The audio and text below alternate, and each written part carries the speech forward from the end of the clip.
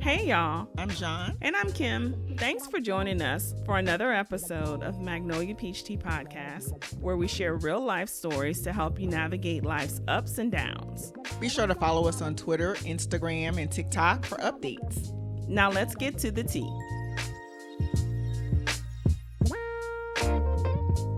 Welcome back, everyone. Welcome. Thanks for joining us on another episode of Magnolia Peach Tea Podcast. Yes. This is a special episode called 2 Cents. This is where we give our 2 cents about real life scenarios. So this was their first date. Mm-hmm. He went to pick her up. Mm-hmm. He had to wait in the car because, of course, it was their first date. So she did not feel comfortable with him coming up to her apartment. Understood. So he waited in the parking lot. Okay. He waited over an hour No, for her to ma'am. come down. No, ma'am. They were at the Cheesecake Factory, and she was just, a little, I'm too good to be here. I don't know why you brought me here. Right. And so he said, not a problem. I'll take you home.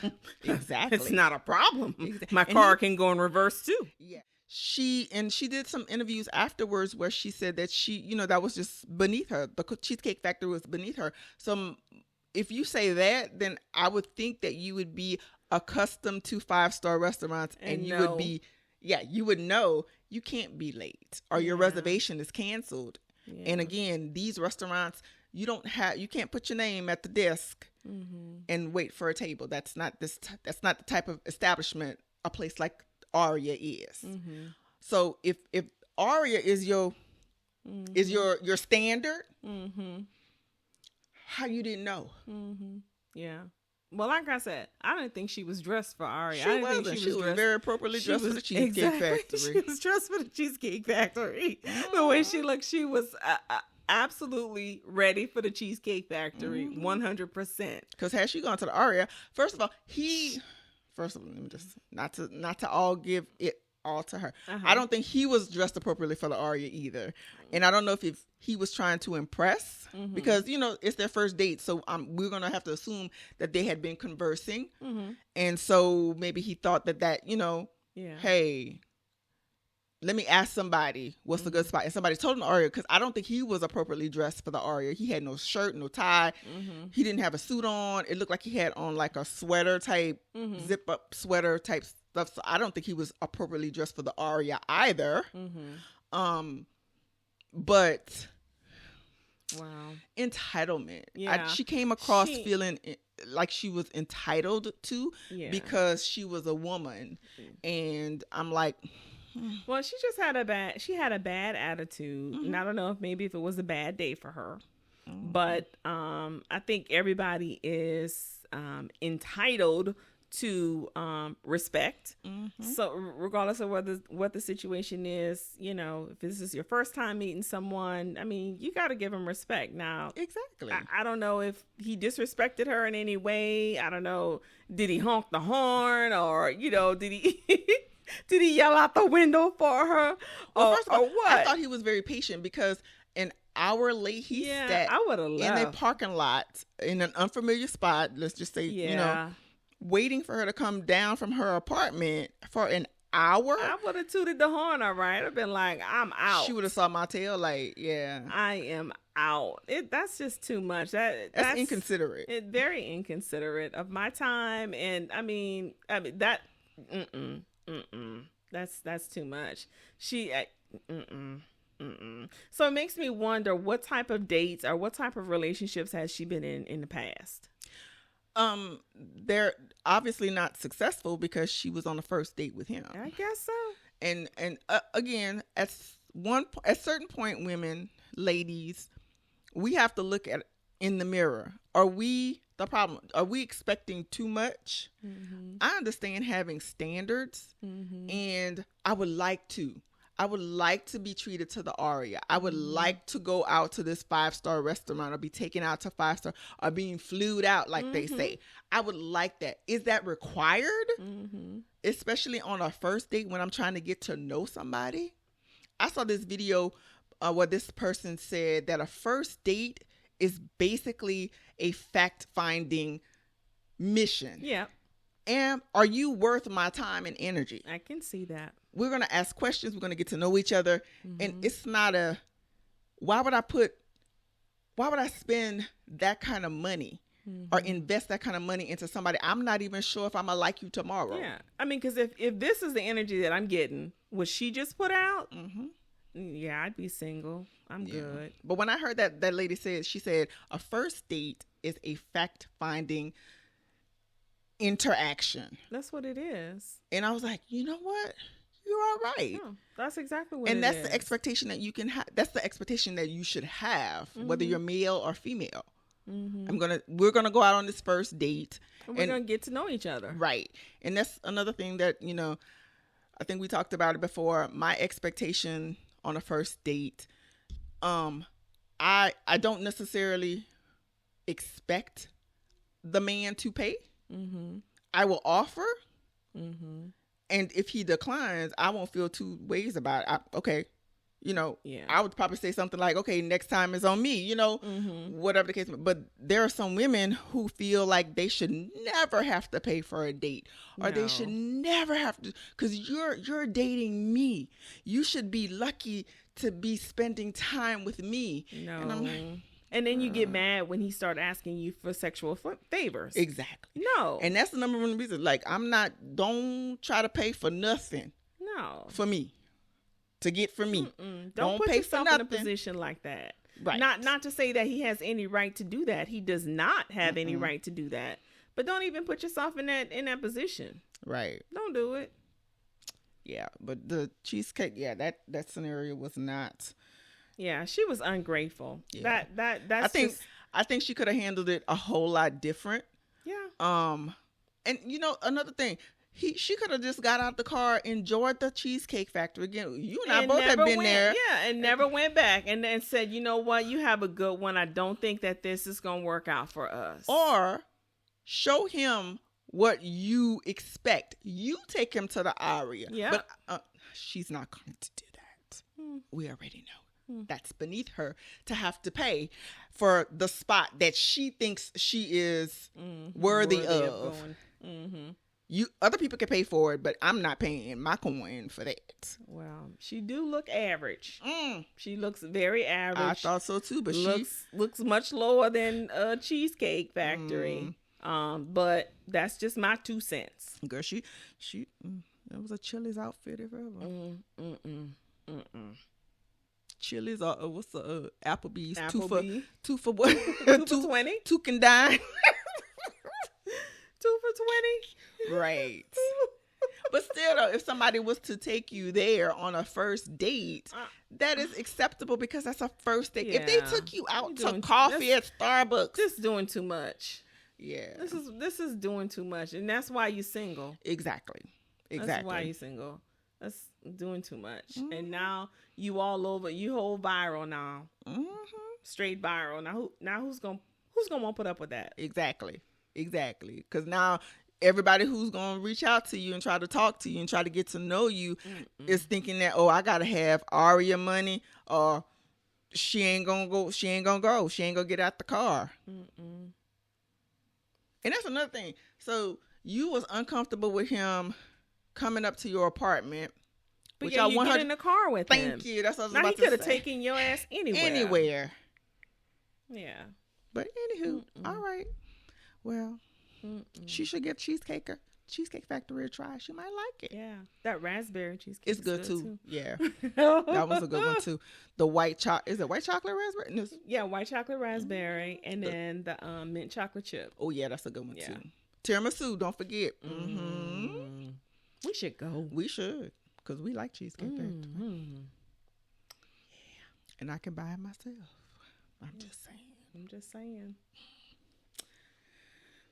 But good luck, Miss Cheesecake Factory, in finding true love. Good luck to you, sweetie. Wish you luck. That's our 2 cents. Here's our next email we received. Hello, Magnolia Peach Tea. My fiance and I are at odds. We have been engaged for 3 years, but together for almost 6. We currently live together and are actively planning our wedding, which is scheduled for August 2024. The problem is that we are on opposite pages when it comes to finances. When we became engaged and moved in together, we started combining our finances. We have currently about $200,000 in savings. I think that we should use half of our savings toward purchasing a house. But my fiance feels that we should use about that same amount of money for the wedding and then work to save to buy a house in 3 or 4 years.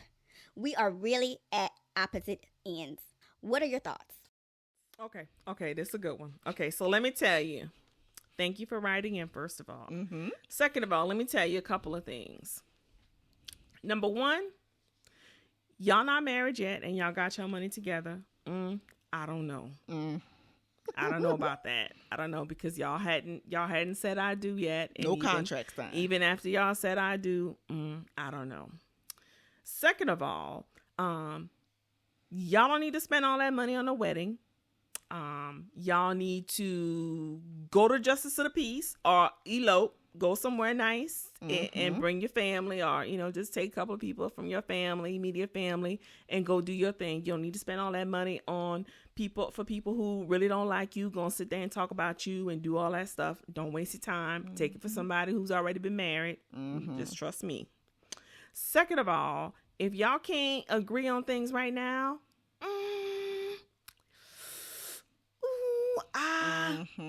especially money. Remember, I don't know if you listened to us from day one, but we talked about this. Well, I talked about this when we talked about, I can't remember which episode, but 3 things that I learned in marriage counseling that can ruin a relationship are sex, finances, and communication. That finances is should probably be number one. Finances will ruin a relationship and our marriage. So if y'all having issues about communicating about the finances right now, already red flags. Red flags. You got to nip that in the bud right now before you even say I do. Because if you can't nip it in the bud and get it straight right now, then ain't no need to be walking down the aisle. I'm letting you know right now. So no need to even buy a house with somebody who you're not even under contract with. Right. In a marriage. That's my 2 cents. Yeah, I'm gonna have to agree. Buying a house before marriage is not a good thing. No, I mean, what happens? What happens if you got, because people who get engaged, there's no definitive, just because we're engaged, we are 100% going to walk down the aisle, be married for 30 years, because that's, let's say 15 years for a mortgage, 15, 30 years for a mortgage. There's no guarantee. It's just not, I don't think it's a good idea before you get married. Not a good business move. And not a good relationship move. No.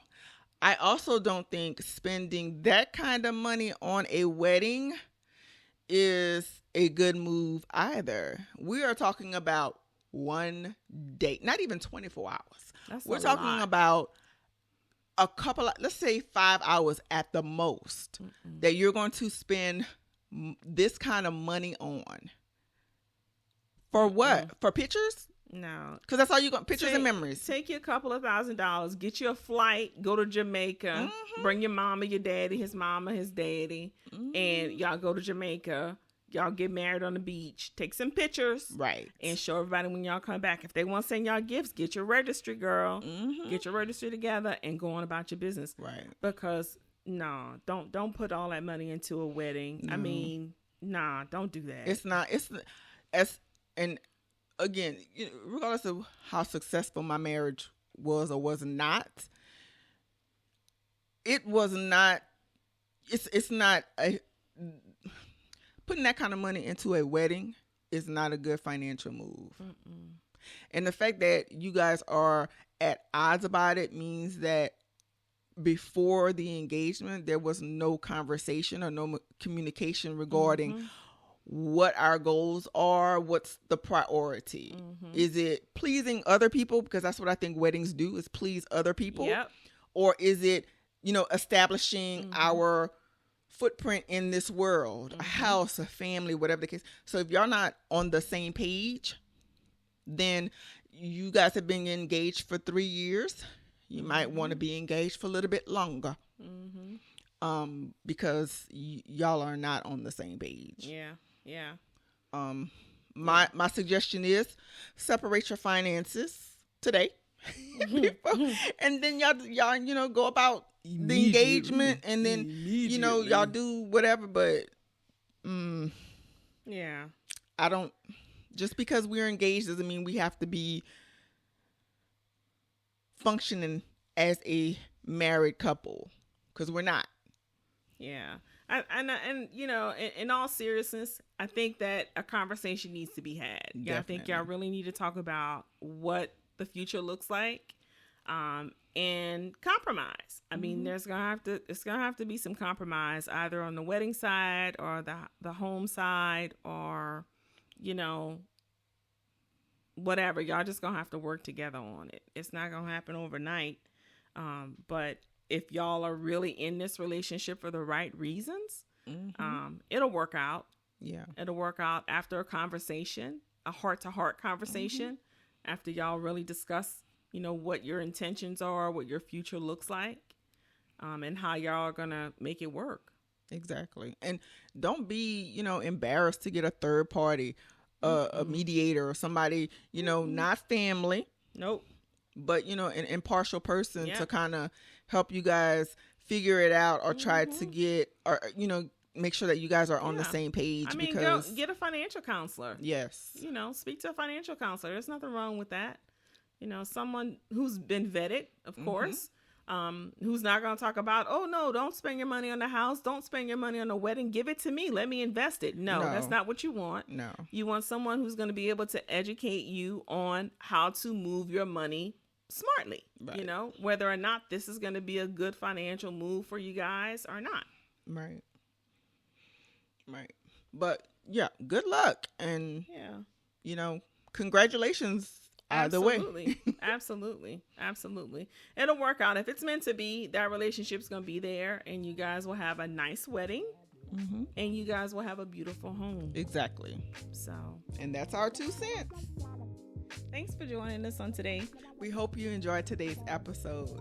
We want to hear from you. So please be sure to like, comment, and subscribe. Tune in for the next episode of Magnolia Peach Tea Podcast.